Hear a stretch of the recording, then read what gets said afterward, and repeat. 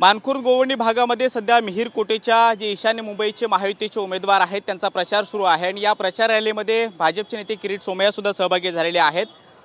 तुम्ही काल म्हटलेलं होतं की जिथे दगडफेक झाली त्याच भागामधून मी प्रचारामध्ये सहभागी होतो आहे। इथल्या जनतेला नेमकं काय सांगायचं आहे, ज्यांनी दगडफेकीचा प्रकार केला त्यांना काय सांगायचं आहे? एक मोठं कट कारस्थान सुरू आहे। एका बाजूला ड्रग माफिया आहे, दुसऱ्या बाजूला ते उत्तर प्रदेशचे आपल्याला माहिती आहे ते अन्सारी ज्याचा मृत्यू झाले त्याचे पार्टनर अबू असीम आझमी मैदानात आहे। तिसऱ्या बाजूला संजय पाटीलची लोक, ह्या सगळ्यांनी मिळून जो इथे 112 बूथ असे आहे की जिथे 90% अधिक 95% 99% मूळचे बांगलादेशी आहेत। त्यांना इथे बूथ कॅप्चरिंग करायचं आहे। आता अबू आझमी मैदानात आलेले आहेत, त्यांचा संबंध ते जाकीर नाईक बरोबर, म्हणजे या सगळ्यांना मिळून भारतीय जनता पक्षाचा उमेदवाराला येऊ द्यायचं नाही, भीती निर्माण करायची। मी अबू असीम आझमीला सांगतो 400 करोडची बेनामी संपत्ती त्या ड्रग माफियांना वॉर्निंग देतो आणि ते जे नकली सेना आहे ना त्यांचे नकली गुंड्यांना सांगतोय आम्ही सगळ्या भागात फिरणार, पाहतो कोण बूथ कॅप्चरिंग करते। सगळा परिसर जर पाहिला तर संवेदनशील परिसर आहे आणि या भागामध्ये प्रचार करत असताना मुद्दामहून अडचणी तुम्हाला निर्माण केल्या जात आहेत का किंवा जाणून बुजून अशा पद्धतीचे प्रकार घडवून आणले जात आहेत का? आतापर्यंत प्रत्येक वेळी अबू आझमी, संजय पाटील हे ड्रग माफिया, लँड माफिया, आतंकवादी हे जे 93, 97, 99% बांगलादेशी परिसरात असा प्रकारचा प्रयत्न करतात। यावेळी या परिसराला अतिसेन्सिटिव्ह घोषित करावे, एडिशनल फोर्सेस लावावे अशी मागणी आम्ही केली आहे। दुसरा एक महत्त्वाचा प्रश्न आहे, मिहीर कोटेच्या यांच्या विजयाचा किती विश्वास आहे? कारण सगळीकडे तुम्ही पोहोचतात, त्यांच्या प्रचाराच्या माध्यमातून तुम्ही लोकांपर्यंत पोहोचण्याचा प्रयत्न करता आहात। संजय देना पाटील यांच्या विरोधातली ही लढाई कशा पद्धतीची असणार आहे?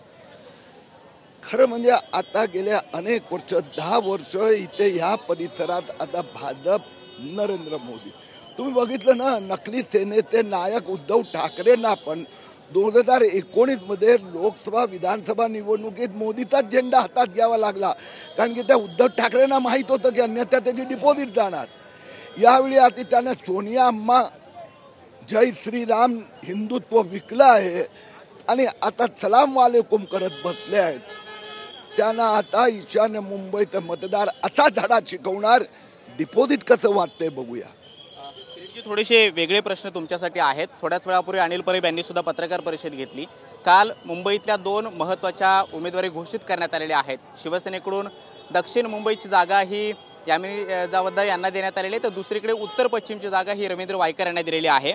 या दोन्ही लोकांवरती तुम्ही सातत्यानं भ्रष्टाचाराचे आरोप केले, कोट्यावधी रुपयांच्या घोटाळ्याचे आरोप केले, ते आता तुमच्यासोबत आहेत, त्यांना उमेदवारी देण्यात आलेली आहे आणि तुम्हाला या लोकांचे प्रचार प्रमुख बनवावं असं अनिल परब यांनी म्हटलंय। मी 48 लोकसभा मतदारसंघ महाराष्ट्राचा 12.5 कोटी जनतेमध्ये जात आहेत। अब की बार 400 पार हा मोदीजीचा संदेश हे 1-2 लोकसभेचं का म्हणतायत? 48 लोकसभेचे 12.5 कोटी महाराष्ट्राची जनता हे फक्त एकच सांगतायत, मोदी है तो मुमकिन है। म्हणून मी सगळ्या 48 जागांवर फिरतोय, फिरणार। अरे अनिल परबला सांगा, रे दादा तुझ्या शेट मध्ये हिम्मत असेल तर उद्धव ठाकरेंना सांगा ना की कबूल कर, तू आधीने वायकर पार्टनर होतात का? मग काय काय पार्टनरशिप होती? ते नंदकिशोर चतुर्वेदीचे 200 कोटी रुपये हवालाचे आलेत, ते जरा सांगा ना। मातोश्री 2 मध्ये कुणाचे पैसे लागले आहेत? अनिल परब मध्ये हिम्मत असेल तर उद्धव ठाकरेंना प्रश्न विचारावा। पण ज्या लोकांवरती तुम्ही सातत्यानं एवढ्या कोट्यावधी रुपयांचे घोटाळ्याचे आरोप केले, त्यांना तुमच्यासोबतची उमेदवारी मिळणं आणि त्यांचा तुम्ही प्रचार करणं हे नैतिकदृष्ट्या योग्य वाटतं का? आज देशात एकच उमेदवार आहे, नरेंद्र मोदी। पंतप्रधान कोणाला बनवायचे? नरेंद्र मोदींना बनवायचे की 19 बंगलोचे चोर उद्धव ठाकरेंना बनवायचे? कुणाला पंतप्रधान बनवायचे? शरद पवारांना 48 नावं आहे त्यांच्याकडे आणि हे तर संजय राऊत स्वतः सांगतात दर 3 महिन्यांनी एक पंतप्रधान। आज देशाने निवडायचं आहे, प्रधानमंत्री निवडायचं आहे, हे हिंदुत्व विकणार आहे खुर्चीसाठी गुलाम आता लोकांना नाही। आणि म्हणून आम्ही नरेंद्र मोदींना प्रधानमंत्री बनवण्यासाठी सगळ्या महाराष्ट्राला आवाहन करतोय. कुठेतरी किरीट सोमय्याला व्यक्तिगत समझोता करावा लागला तर स्वतःसाठी कधी भ्रष्टाचार केला नाही, करणार नाही, पण देशासाठी. तुम्ही म्हणाला की पंतप्रधान म्हणून नरेंद्र मोदींना पुन्हा निवडून आणण्यासाठी हे करावं लागतंय. मात्र हे करत असताना ज्या लोकांवरती अशा पद्धतीचे आरोप करत तुम्ही अगदी पोटतिडकीनं भांडत होतात, वारंवार पत्रकार परिषद घेणं आणि तुमची एक महत्त्वाची लाईन होती, प्रत्येक ज्या लोकांवरती तुम्ही आरोप केले हिशोब तर द्यावाच लागणार. रवींद्र वायकर आणि यामिनी जाधवांचा प्रचार तुम्ही आता करणार आहात का? तुम्ही अनिल परबला हा प्रश्न विचारण्याची हिंमत केली का? त्यांनाही विचारला एक मिनिट, काय विचारलं नाही? एकदाही तुमच्यामध्ये हिंमत नाही. कधीतरी उद्धव ठाकरेला प्रश्न विचारा, कधीतरी संजय राऊतकडे हिशोब मागा ना. जरा पहिला त्यांच्याकडून हिशोब मागा. हो, आम्ही महाराष्ट्रातला 48 सीटवर 12.5 कोटी जनतेमध्ये जाऊन प्रचार महायुतीचा करणार, नरेंद्र मोदीसाठी मत मागणार. 48 जागांवर किरीट सोमय्या मत मागणार. उद्धव ठाकरेमध्ये हिंमत असेल तर त्यांनी सांगावं. जर घोटाळेबाजांचे ते सरदार आहे तर नंदकिशोर चतुर्वेदीकडून आलेले 200 कोटी कुठे गेले? धन्यवाद. पण हे सगळं करत असताना ज्या लोकांवरती तुम्ही आरोप केले त्यांच्याशी त्यांना तुम्ही सोबत घेतलं, त्यांना उमेदवारी मिळाली आणि आता तुम्ही म्हणाल की पंतप्रधान म्हणून नरेंद्र मोदींना पुन्हा निवडून आणायचं आहे, तर ज्या लोकांवरती घोटाळ्याचे आरोप केले त्यांना आता उमेदवारी मिळाली आणि प्रचार करावा लागतोय, हा समझोता आहे? कारण हे तुम्ही मागे सुद्धा मान्य केलेलं होतं. नरेंद्र मोदींना देशाचा पंतप्रधान बनवावं, हिंदुस्थानाला पहिल्या नंबरची महासत्ता बनवावं, याला मी कधी आयुष्यात समझोता म्हणणार नाही. हा देशासाठी अभिमानाची बाब आहे. लोकांवरती घोटाळ्याचे आरोप केले त्यांना सोबत घेणं आणि त्यांना उमेदवारी देणं आणि त्यांना आता निवडून आणण्यासाठी प्रयत्न करणं, हा समझोता आहे का असं विचारतो. आज देश प्रधानमंत्री निवडतोय आणि ते नकली सेनेचे नेतेला 3 महिन्यासाठी प्रधानमंत्री व्हायचं असेल तर त्याच्यात आम्ही समझोता करूच शकत नाही. देशाला प्रधानमंत्री नरेंद्र मोदी हवाय. प्रत्येक मतदारांकडे जाऊन आम्ही हात जोडणार आणि सांगणार अब की बार 400 पार. रवींद्र वायकर आणि यामिनी जाधव जेव्हा महाविकास आघाडीच्या सोबत होत्या, म्हणजे शिवसेनेत होते उद्धव ठाकरेंच्या, त्यावेळी ती त्यांना येणाऱ्या नोटिसा किंवा ज्या कारवाईचा वेग होता तो आता तुमच्या सोबत आल्यानंतर कुठेतरी थोडासा मंदावला असं म्हणायला हरकत नाही. ते या लोकांनी निवडून आल्यानंतर या सगळ्यांचे घोटाळे माफ आहेत? आज देशात प्रधानमंत्री नरेंद्र मोदी झाल्यानंतर भ्रष्टाचार सदंतर बंद झाला.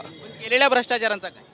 नरेंद्र मोदी प्रधानमंत्री झाल्यानंतर देशात केंद्र सरकारमध्ये एक दमडीचा कुठे भ्रष्टाचार झाला नाही. 20 महिन्यात एकनाथ शिंदे मुख्यमंत्री झाल्यानंतर इथे पण भ्रष्टाचाराचं प्रमाण अगदी नगण्य झालेलं आहे. आणि म्हणून महाराष्ट्राचा उज्ज्वल गती प्रगतीसाठी आम्ही मोदीसाठी प्रत्येक 48 जागेवर लोकांनी महायुतीला मतदान करावं असं आवाहन करणार. पण फक्त रवींद्र वायकर आणि यामिनी जाधव नाही आहेत, भावना गवळी आहेत, प्रताप सरनाईक आहेत, आनंदराव अडसूळ आहेत, रवींद्र वायकर आहेत, यामिनी जाधव आहेत, यशवंत जाधव आहेत. या सगळ्या लोकांना तुम्ही आता सोबत घेतलंय. यांनी जे काही कोट्यवधी रुपयांचे कथित स्वरूपाचे घोटाळे केले असं तुम्ही वारंवार म्हणत होतात, या घोटाळ्यांचा हिशोब कोण देणार?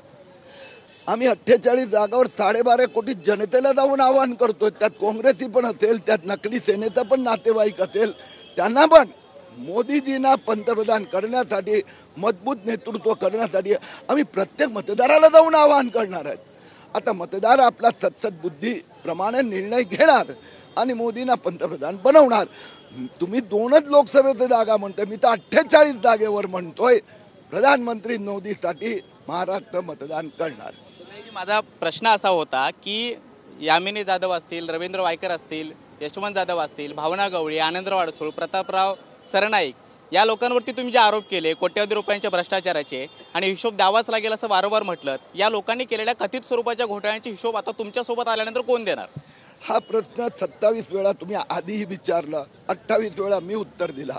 आज अनिल परबचा पत्रकार परिषदेचा आपण संदर्भ देतात, तर तुम्ही त्यांना ते जो रिसोर्टचा हिशोब मागितलं का तिथे तो किशोर किरीट सोमय्याकडे नाही तुमच्या आरोपानंतर प्रश्न विचारला. प्रत्येक वेळी ते म्हणतात की त्या रिसॉर्टशी माझा थेट संबंध नाहीये आणि हे त्यांनीही सांगितलेलं आहे. माझा प्रश्न तुम्हाला आहे, त्या प्रश्नाची उत्तर द्या. मग माझं उत्तरही मी तुम्हाला 27 वेळा दिलेलं आहे.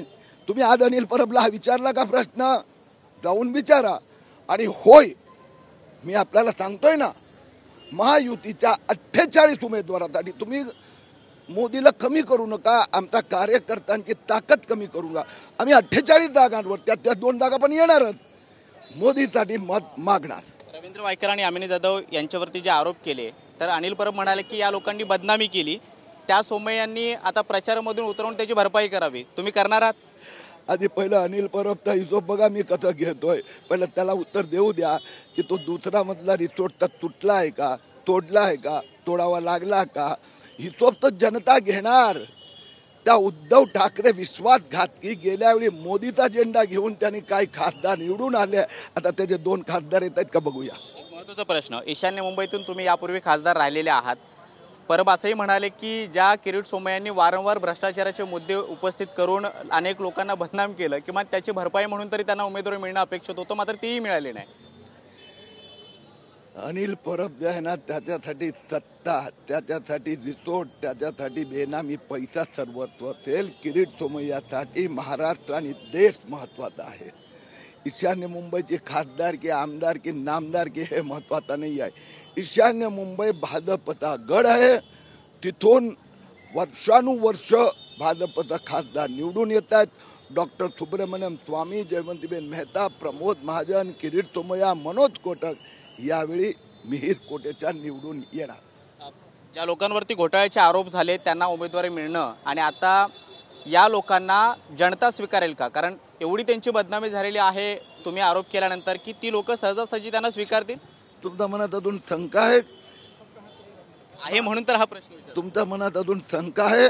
महाराष्ट्राचे 12.5 कोटी लोकांनी स्वीकारलं आहे आपल्याला नरेंद्र मोदीला प्रधानमंत्री करायचं आहे, आणि म्हणून नरेंद्र मोदीचा, महायुतीचा प्रत्येक खासदार आपण महाराष्ट्रातून निवडून आणायचा आहे. धन्यवाद किरीटजी. तर हे होते भाजपचे नेते किरीट सोमय्याजी आणि अनिल परब यांनी जे आरोप केले त्यानुसार फक्त 1-2 नाही तर महाराष्ट्रातल्या 48 लोकसभा मतदारसंघाच्या जे काही उमेदवार आहेत त्या सगळ्यांच्या प्रचारामध्ये मी जायला तयार आहे. माझी चिंता करण्याची आवश्यकता नाही. शिवाय मला ईशान्य मुंबईच्या खासदारकीची सुद्धा हौस नव्हती असंही बोलून दाखवलेलं आहे. आणि जे काही आरोप झाले त्या आरोपानुसार योग्य ती कायदेशीर कारवाई जी आहे ती सुरूच आहे. मात्र अनिल परब यांनी स्वतःचा आधी हिशोब द्यावा अशा पद्धतीची मागणी जी आहे ती किरीट सोमय्या यांनी केलेली आहे. व्हिडिओ जर्नलिस्ट हरीश नेगी सोबत कृष्णा सोनारवाडकर, TV9 मराठी, मुंबई.